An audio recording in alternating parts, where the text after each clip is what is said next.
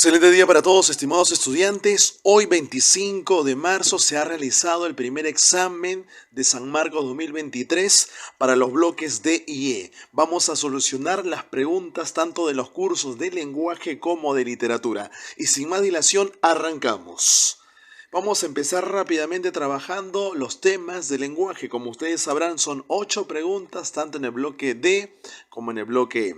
La primera pregunta está relacionada a un tema que ya hemos indicado muchas veces que podría haber llegado, y es el tema del lenguaje y las funciones del mismo tema. Como ustedes sabrán, tenemos 6 tipos de lenguaje o 6 funciones de lenguaje. Sabemos que la metalingüística, en primer lugar, según la pregunta que nos plantea, relacionemos, la metalingüística tiene que ver con todo lo relacionado al análisis de las palabras. Por lo tanto, metalingüística sería con la clave C, como ustedes van a ver por acá. La apelativa implica muchas veces órdenes o ruegos. Sería con la clave A, dime cuántos años cumplirás en agosto, porque es una pregunta que tiene que responder el receptor. Y la estética, como ustedes sabrán, implica embellecer el lenguaje o darle otro sentido, un sentido connotado al mensaje. Sería la clave B. Si relacionamos bien, la clave sería, por lo tanto, la clave A. En la pregunta 37, cabe señalar que esta numeración en preguntas es del bloque D. Muy bien, vámonos con la pregunta 38. Como ustedes sabrán, otro tema importante y básico, ¿no? El lenguaje es el tema de fonología. Aquí estamos trabajando, como ustedes verán, están pidiendo los llamados fonemas alveolares. Eso tiene que ver con el famoso punto de articulación.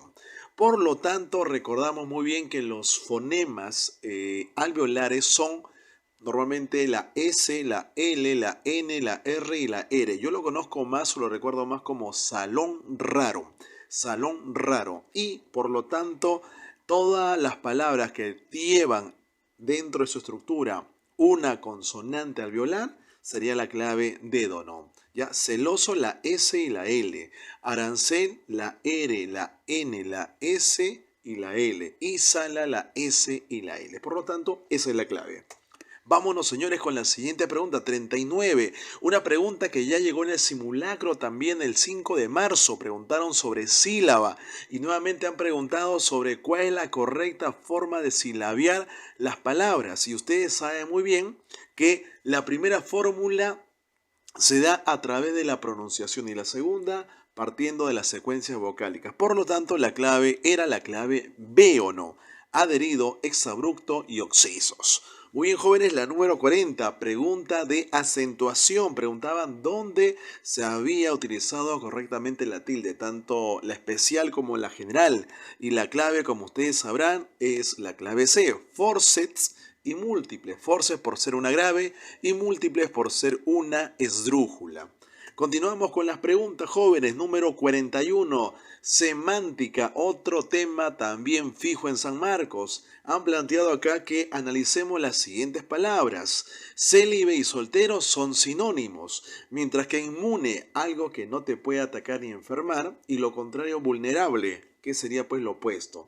Entonces, por lo tanto, tenemos dos relaciones semánticas, tanto de sinonimias como de antonimias. Luego continuamos con el tema de el atributo. Una pregunta muy interesante porque esta pregunta en particular, jóvenes, ha sido con trampa. En primer lugar, han planteado por acá que, bueno, el adjetivo puede cumplir muchas funciones. Sin embargo, están pidiendo que al final solamente sea de atributo. Y para esto te han puesto dos, en verdad, a tres alternativas que llevan verbo copulativo. En esta oración o en esta pregunta, la A lleva un verbo copulativo, la E lleva un verbo copulativo y la B también. Muchos jóvenes quizás han marcado la B por ingenieras. Sin embargo, ingenieras no es un adjetivo. Están pidiendo un adjetivo como atributo. El atributo puede ser, como ustedes sabrán, un adjetivo, un sustantivo, una frase nominal o una frase subordinada sustantiva, ¿no? En este caso, el único adjetivo que funcionaba como atributo era la palabra sincero. Sincero, jóvenes. Seguimos. La 43 tiene que ver con el tema de sintaxis y oraciones, clasificación de las mismas. Y como sabemos, toda interrogativa directa parcial tiene que ver con una pregunta que lleva signo de puntuación y cuya respuesta será diferente de un no y un sí. Eso tiene que ver que la uno se relaciona con la C. La interrogativa indirecta no debe llevar signos, pero debe preguntar.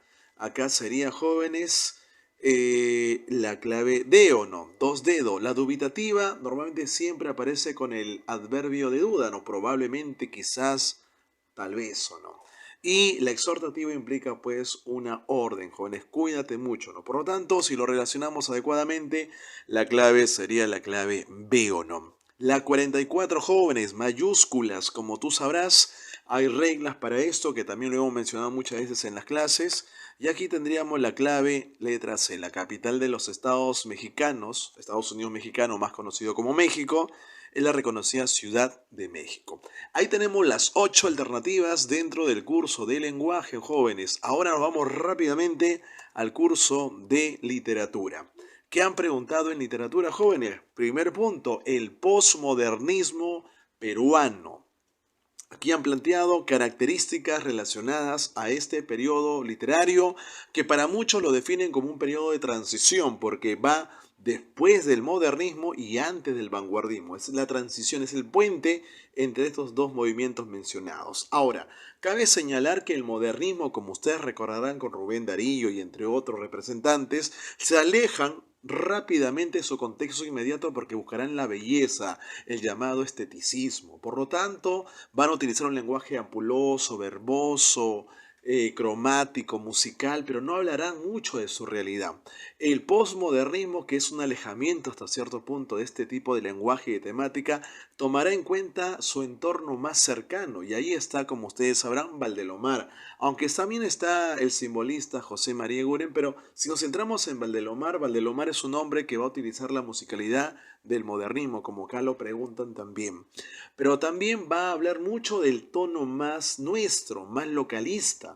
Para muchos, el posmodernismo y el Grupo Colonia en particular es una primera forma de ver la literatura propiamente ya más nuestra, más nacional, más localista. En ese sentido, vamos a marcar como clave la clave E, jóvenes. En la 46 se ha extraído una parte del discurso del Politeama de Manuel González Prada, que fue escrito para ser pronunciada el día 28 de julio del año 1888, año en que el Perú estaba en un contexto de reconstrucción nacional porque el Perú había perdido la guerra contra Chile y la gente estaba súper desanimada, triste, y una de las primeras cosas cuando las cosas van mal es que le echamos la culpa a los demás. Pero González Prada va a ser un hombre crítico, incisivo y con un lenguaje mordaz va a decirnos la verdad en nuestra propia cara pelada. ¿Y qué nos va a decir? Que los peruanos lamentablemente somos de un carácter débil, que cambiamos constantemente y que para colmo, jóvenes, uno mismo es el responsable de los políticos que lleva al poder o los pone ahí arriba, porque lamentablemente no sabemos elegir, porque también buscamos cambios inmediatos, pero sobre todo la incoherencia de actuar en base simplemente a emociones y ni siquiera en este sentido, ser coherente con lo que pensamos, queremos y hasta cierto punto decimos. Por lo tanto, aquí si ustedes leen bien, la clave sería ello, ¿no? Demanda de los peruanos estabilidad y coherencia en su forma de actuar, ¿no? Y que lógicamente esto conlleva también desarrollar un pensamiento político moderno, ¿no? Algo que hasta el día de hoy, lamentablemente, jóvenes, no lo tenemos.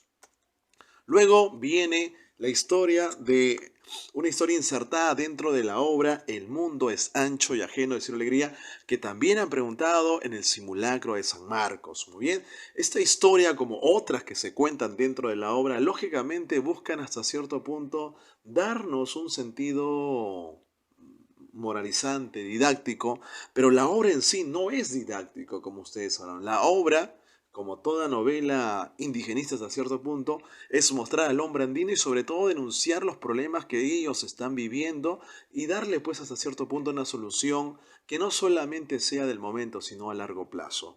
Por ende, jóvenes, esta historia se inserta muy bien con un tono didáctico.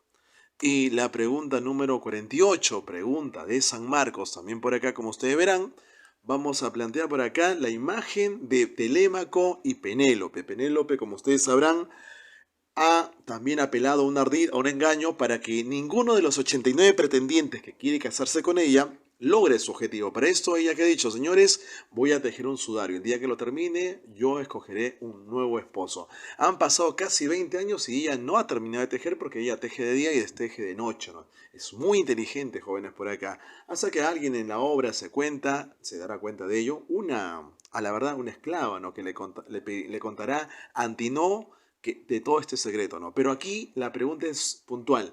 ¿Por qué ella teje y desteje? ¿Cuál es el propósito de todo esto? Y como ustedes sabrán, pues es buscar prolongar su tarea de mayor tiempo posible para no elegir un nuevo esposo. Ella está esperanzada en que su esposo Odiseo vuelva después de la guerra, ¿no? Y por último, jóvenes, aquí tenemos el final, jóvenes, por acá. Quisiera que cualquier pregunta, cualquier duda que ustedes tengan, lo puedan también plantear y sobre todo comprender, muchachos, que todo esfuerzo al final tiene sus logros. Espero, jóvenes, haberlos ayudado con ello. Cualquier pregunta, cualquier consulta, cualquier duda, estoy ahí presto también para recibir sus comentarios. Y no se olviden, mañana vamos también a subir el examen de San Marcos, ya del bloque B y del bloque C. Que tengan un excelente día, muchachos, y a seguir estudiando. Y no se olviden, no estudien más, sino estudien mejor.